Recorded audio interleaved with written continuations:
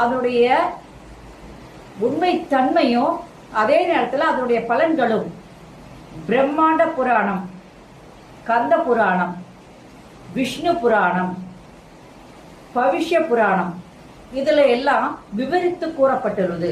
அந்த காலத்திலே அந்த புஸ்தகங்கள்லாம் அந்த புராணங்களில் இதை பற்றி கூறும் பொழுது இது எவ்வளவு சிறப்பு வாய்ந்தது என்பதை நாம் நல்லாக தெரிஞ்சுக்கிறோம். இந்த விதத்துக்கு இவ்வளவு சக்தி இருக்கா அப்படிங்கிறத இந்த புராணங்களை படிக்கும்போது தான் நமக்கு கண்டிப்பாக தெரிய வரும். இந்த புராணத்துல சொல்லப்பட்ட கருத்து ஏன் இந்த ஏகாதசி விரதம் நம்ம கடைபிடிக்கிறோம் அப்படிங்கிறதுக்கு ஒரு காரணத்தை அந்த விஷயத்தை சின்னதா நான் உங்களுக்கு சுருக்கி சொல்றேன்.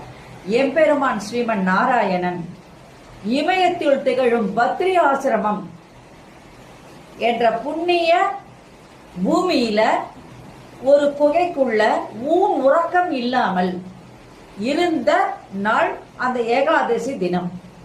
அன்று முதல் தேவர்களும் ரிஷிகளும் முனிவர்களும் மானிடர்களும் 14 உலகத்தில் உள்ள அனைத்து